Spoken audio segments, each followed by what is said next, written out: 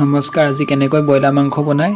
আজি ঘৰুৱা পদ্ধতিৰে ব্ৰইলাৰ মাংস বনোৱা এটা ভিডিঅ' লৈ আহিছোঁ। আপোনালোকে ভিডিঅ'টো চাই যাওক। প্ৰথমতে এনেকৈ তেলটো কম দিব, তেতিয়া টেষ্টিটো বেছি হয় আই থিংক। আৰু এনেকৈ মাটি কেৰাহীত বনালে টেষ্টি হয়। এইপিনে মই দি দিলোঁ পিঁয়াজ আৰু ভালদৰে এনেদৰে লৰাই থাকিব লাগে, নহ'লে এইটো দেৰি যাব। এনেকৈ যিমান পাৰে লৰাই থাকিব, তেলটো পকিব দিব লাগে। হালধি দি দিছোঁ, ঘৰুৱা হালধি কমকৈ দিলেও হৈ যায়। বাকী এনেদৰে লৰাই থাকিব, মুঠতে লৰোৱাটো মেইন। এনেদৰে ঢাকি দিলোঁ অলপ টাইম, 1 মিনিটমান এনেকৈ ঢাকি দিলোঁ। আৰু অলপমান ৰং আহিছে আৰু অকণমান লেট হ'ল। তেলটো মানে পিঁয়াজটো দি সোনকালে দি দিলোঁ, লেট নহয়, ফাষ্ট হ'ল। আৰু এইপিনে দি দিছোঁ হাৱালি মছলা আৰু কাশ্মীৰী পাউডাৰ। ৰেড চিলি মই ইউজ নকৰোঁ। আৰু এনেদৰে আপোনালোকে দেখিছে যিটো লুক, আৰু এনেদৰে লৰাই থাকিব, মুঠতে ধোঁৱা ওলোৱালৈকে লৰাই থাকিব। আৰু এতিয়া লৰাই ব্ৰইলাৰটো দি দিছোঁ আৰু এনেদৰে আকৌ লৰাই দিছোঁ ভালদৰে, যাতে মিক্স হয় বস্তুখিনি।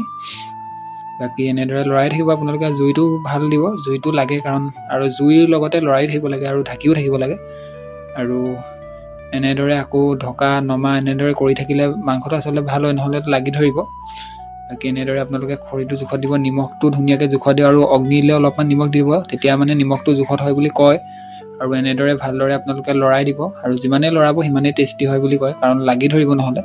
অকণমান মোৰ লাগি ধৰা নিচিনা হৈছিল, কিন্তু নাই হোৱা সিমান। আলুটো দি দিছোঁ লগতে, পিঁয়াজ অকণমান থাকি গ'ল।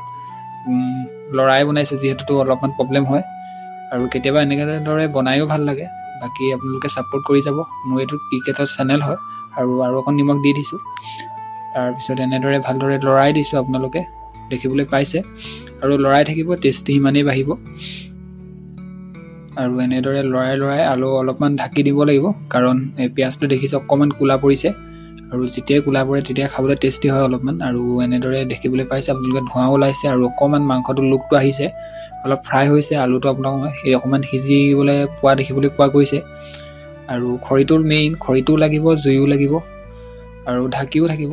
আৰু বাৰে বাৰে এনেদৰে আপোনালোকে দেখিবলৈ পাইছে অলপমান ৰং আহিছে। আৰু ছাইডতে পানীটো দিছোঁ, কাৰণ সিজিব লাগিব। আপোনালোকে গ্ৰেভি খালে পানীটো কমকৈ দিব পাৰে, মই অলপ জোল বনাম যিহেতু, সেয়েহে অলপমান পানীটো দি দিছোঁ। আৰু পানীটো দি জুইটো পূৰা দি দিছোঁ, তেতিয়াহে সিজিব আলুটো। আৰু লগতে যিটো পেষ্ট বনাই থৈছোঁ, আদা নহৰু ধনিয়া চনিয়া সকলো তাতে দিয়া আছে, সেই পেষ্টটো এতিয়া দি দিম। সেয়া জলকীয়া চলকীয়া সকলো, পিঁয়াজো অলপ দি থোৱা আছে। এইটো ভালদৰে এনে গৰম পানী দি এনেদৰে অলপ লৰাই মেলি তাত দি দিছোঁ। আৰু যেতিয়া এইটো দি দিওঁ, তেতিয়া টেষ্টিটো বেছি ভাল হৈ যায়, আৰু খাবলৈ অলপ টেষ্টি হয়। আপোনালোকে মিক্সিটো খুন্দিব পাৰে, মই গিলাচত খুন্দি দিছোঁ। আৰু এনেদৰে লৰাই দিব, যাতে মিক্স হয় বস্তুখিনি আৰু সকলোতে সোমাই পৰে। আৰু এনেদৰে লৰোৱাৰ পিছত আপোনালোকে আকৌ অলপমান ঢাকি দিব 5 মিনিটৰ কাৰণে। আৰু 5 মিনিটৰ পিছত আপোনালোকে দেখিবলৈ পাইছে অলপমান আলুটো সিজি গৈছে।